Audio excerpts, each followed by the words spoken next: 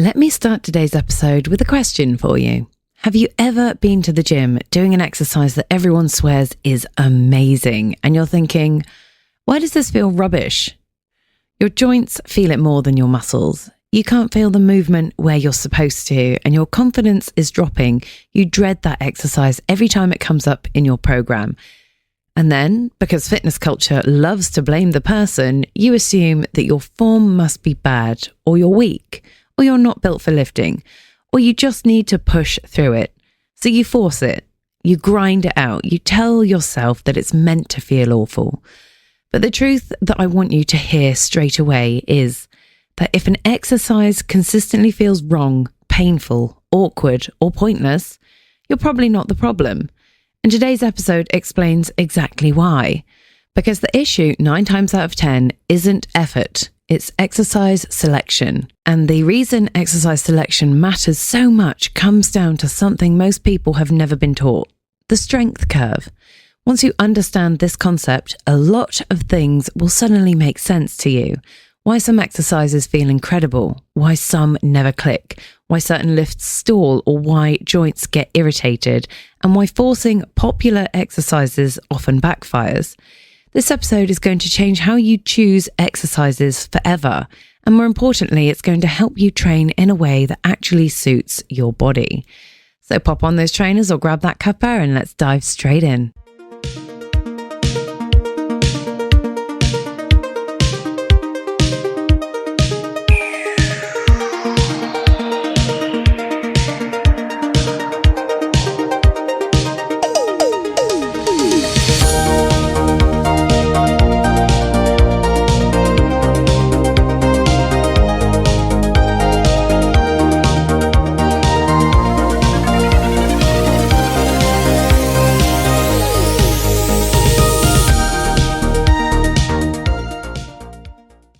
In the last episode, we talked about training volume, how much work your body can tolerate before fatigue outweighs progress.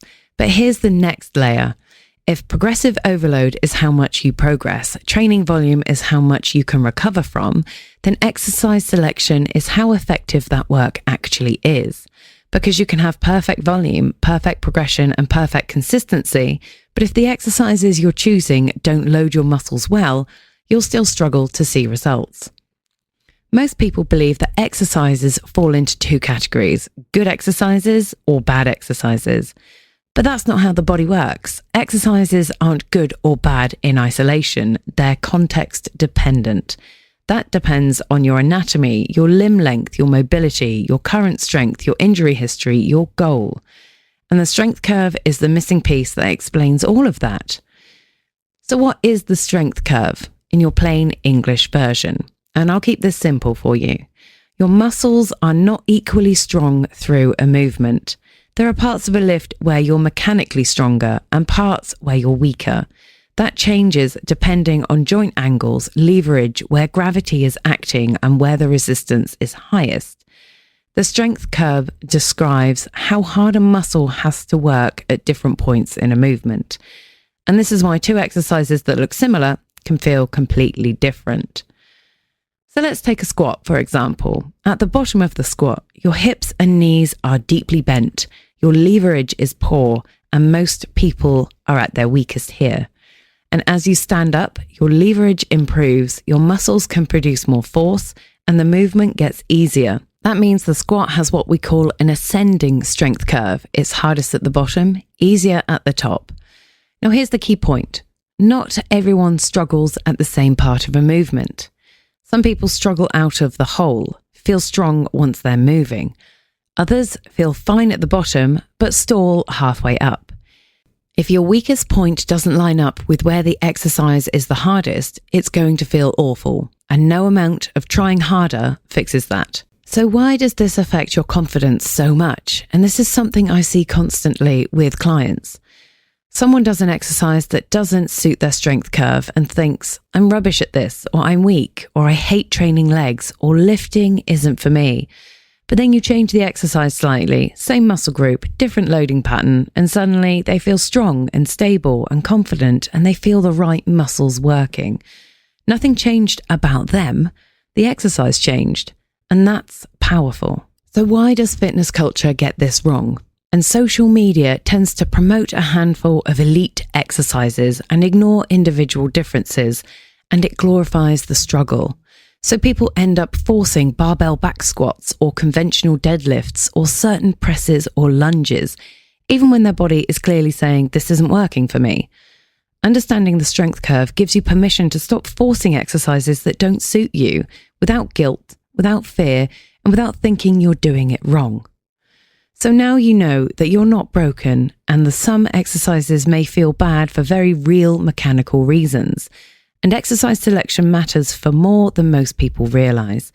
So next we're going to break down the different types of strength curves, what they look like in real exercises, and how to use this knowledge to choose better movements for fat loss, muscle, strength, and performance. This is where things really start to click.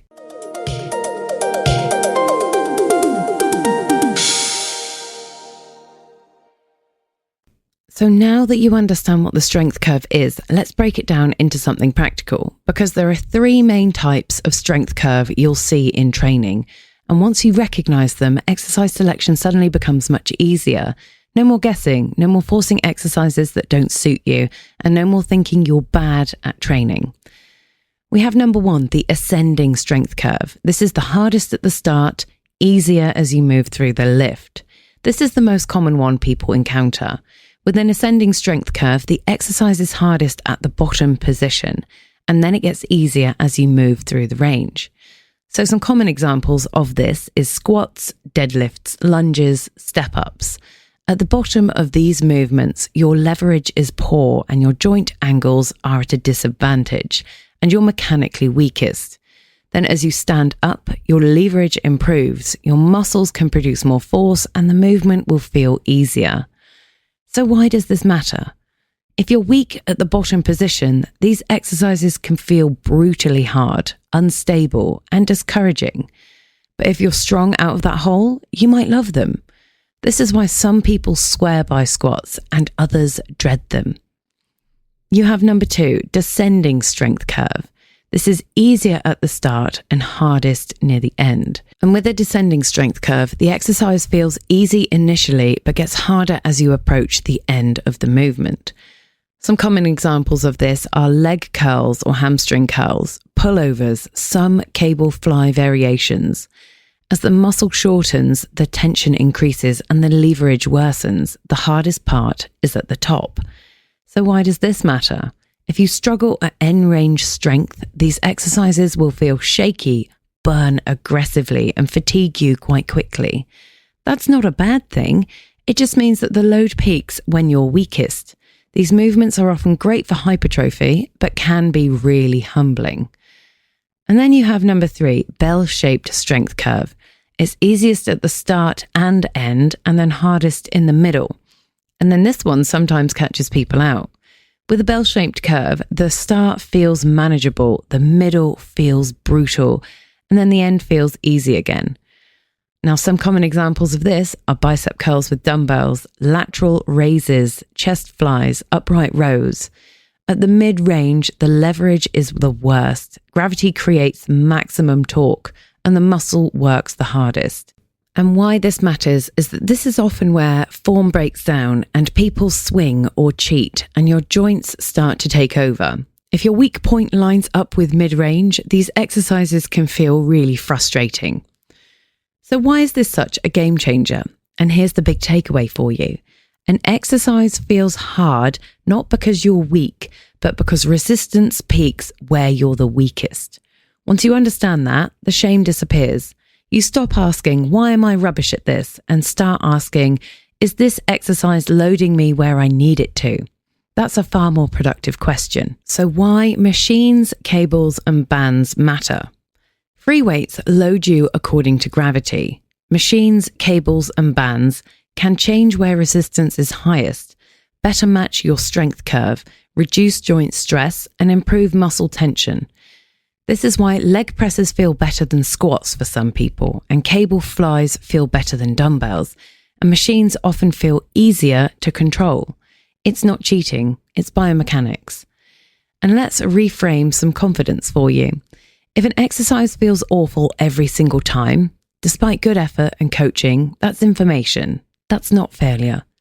Learning to choose exercises that load you well improves results, protects joints, boosts confidence, and increases adherence. And adherence is where real progress happens.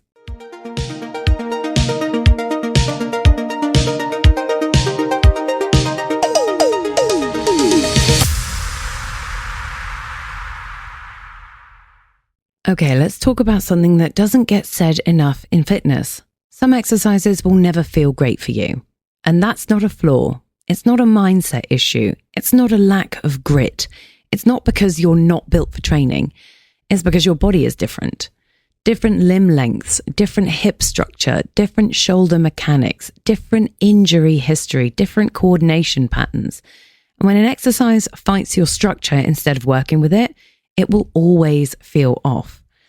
Fitness culture is very good at telling people that everyone should squat. Deadlifts are essential. If it feels hard, that means it's working, or you just need to improve your mobility. So when an exercise feels awful, the assumption is it must be me.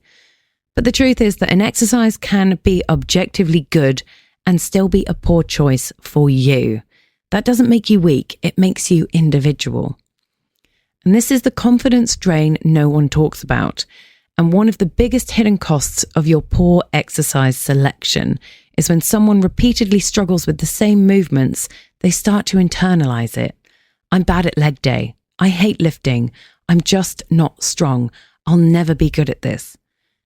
But then you change one variable and the exercise will click. The muscle will light up. You'll feel in control and your strength will improve rapidly. That confidence shift is massive because confidence is not built by suffering. It's built by competence.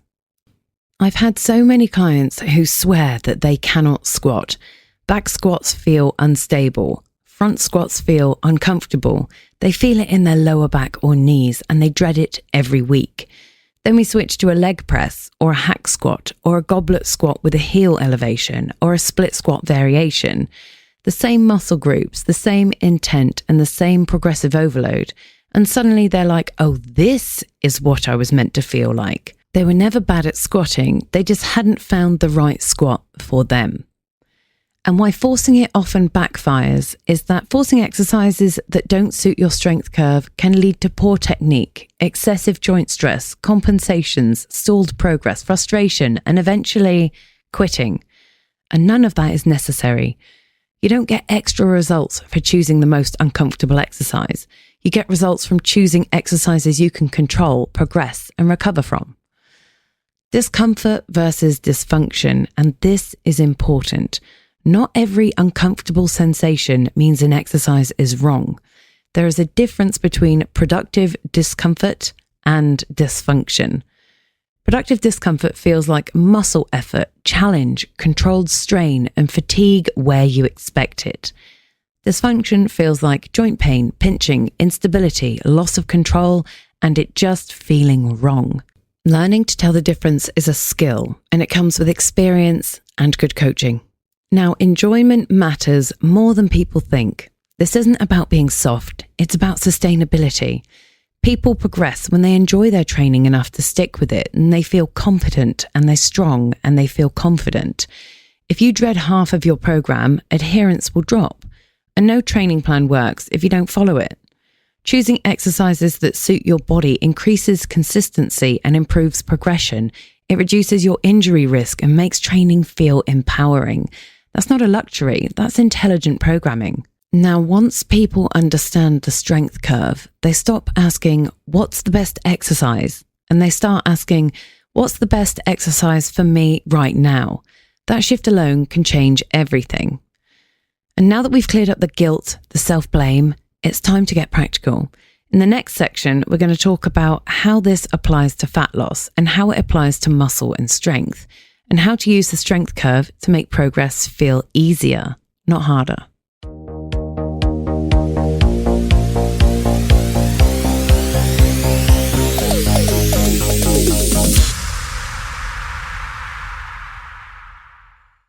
So now that you understand what the strength curve is and why some exercises just don't suit certain bodies, let's talk about how this actually applies to real goals. Because this isn't just theory, this is about getting better results with less frustration. And what does the strength curve mean for fat loss? If this is your primary goal, fat loss, here's something important to understand. The best exercise is the one you can progress consistently and recover from. Fat loss isn't about choosing the most brutal exercises. It's about maintaining muscle, managing fatigue, staying consistent, and training hard enough without burning out. Exercise that fights your strength curve often feels exhausting, discouraging, increases your joint stress, and reduces your confidence. And when confidence drops, adherence will drop. Choosing exercises that load the muscle well, that feel stable and allow good control, means you can train with intent, apply progressive overload, recover better, and keep showing up. This is exactly what drives fat loss long term. So your key takeaway for fat loss is that if an exercise constantly wipes you out or feels horrible, it's probably not the best choice, even if it is popular. For hypertrophy, the strength curve becomes even more important. Muscle growth is driven by mechanical tension, sufficient volume, and progressive overload. If an exercise doesn't load the muscle effectively through its strongest ranges, growth is limited. This is why cables often feel better than dumbbells. Machines can be incredible hypertrophy tools, and bands can complement free weights so well. They can shift resistance to match where the muscle is actually capable of producing force. An example here is a dumbbell fly might feel hardest in the mid-range but lose tension at the top. A cable fly maintains tension throughout, better matching the chest strength curve. That doesn't mean dumbbells are bad, it means context matters. And your key takeaway for muscle gain is to choose exercises that challenge the muscle where it's strongest, not just where it's weakest. And what the strength curve means for strength. When strength is the goal, people often think, I just need to lift heavier. But strength also depends on leverage, joint position, stability, and force production at specific ranges. If your weakest point is always where the lift is hardest and you never address it, progress will stall. Understanding the strength curve allows you to identify your sticking points and select accessory exercises that target them and progress without grinding. An example is if you stall halfway up a squat, adding exercise that overloads the mid-range, like tempo work or variations, can unlock progress without maxing out constantly. Your key takeaway for strength is that smart exercise selection builds strength more efficiently than brute force. When exercise matches your strength curve, reps feel smoother, technique improves, and confidence rises. Fatigue is more predictable.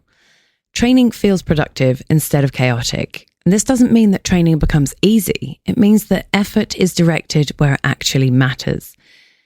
And the big mistake that some people make is that a lot of people try to force one exercise to do everything. They ignore how their body responds and they assume discomfort equals effectiveness. But smart training uses a mix of tools, different resistance profiles, and different exercises for different purposes. Free weights, machines, cables, and bands, they all have a place.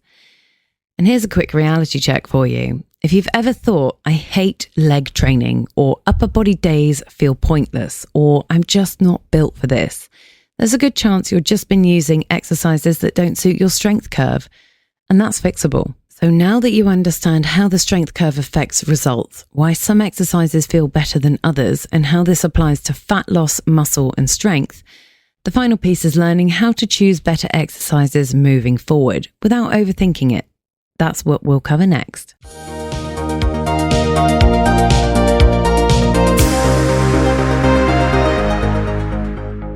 Okay, so let's finish this episode with something practical, because understanding the strength curve is powerful, but knowing how to use it is what actually changes your training. This doesn't need to be complicated. You don't need a biomechanics degree. You just need a better way of asking questions. Whatever you're choosing as an exercise or questioning one in your program, run it through the checklist. Number 1, where do I feel the tension? Ask yourself, do I feel this in the muscle I'm trying to train? Or do I feel it mostly in my joints, lower back, or somewhere random? If you can't feel the target muscle working despite good effort and focus, that exercise may not match your strength curve very well. Number 2, can I control it through the whole movement? Good exercises feel stable, controlled, and repeatable. If you're constantly fighting balance, losing position, or rushing reps to get through them, this exercise may be too demanding mechanically, not just physically. That doesn't make it bad, it just means it might not be right now. Number 3, can I actually progress it? And this one is huge. Ask yourself, can I add reps? Can I add load? Can I improve tempo or range? And can I make this harder in a measurable way? If an exercise is so awkward or inconsistent that progression feels impossible, it's going to limit the results long term. Number 4, does it suit my body right now? And this matters more than people think. Your ideal exercises change with fatigue, stress, injuries, training phase, goals. Something that worked brilliantly 6 months ago might not be the best choice today, and that's normal. Training evolves as you do. Number 5, do I feel stronger and more confident because of it? Now, this is the quiet one, but it's important. Good exercise selection builds confidence, competence, and momentum. If an exercise consistently knocks your confidence, there are almost always better alternatives that train the same muscles more effectively. This is not about avoiding hard work. Let's be clear. Choosing better exercises is not about avoiding a challenge or making training easy or dodging effort. You should still be working hard, but the effort should go into the muscle, the movement, the progression, not fighting your own anatomy. Now, I want to say this clearly. You do not need to force exercises that don't suit you to be a real lifter. You don't earn extra results for suffering through movements that feel wrong. You earn results by choosing movements that load you well, applying progressive overload, managing volume intelligently, and staying consistent over time. That's how bodies change, that's how performance improves, and that's how confidence grows. And let's zoom out for a moment. Across the last 3 episodes, you've learned how progress actually happens with progressive overload, how much work your body can tolerate with training volume, and how effective the work is with exercise selection and the confidence curve. These 3 things together are the foundations of intelligent training, not punishment or chaos, and not copying whatever's trending. Just the right stimulus in the right amount, using the right tools. Let's wrap this up. If you take one thing from today's episode, let it be this one. If an exercise doesn't feel right, that's information and not failure. Your body is giving you feedback. Learning how to listen to it is one of the most powerful skills you can develop in training. And next week, we're moving into episode 24, injury prevention and long-term training. This one's going to be about how to train in a way that keeps you strong, capable, and progressing for years, not just weeks. And as always, thank you for listening. Thank you for trusting me with your time. And thank you for training in a way that respects your body instead of fighting it. I'll see you in the next episode and have a Merry Christmas.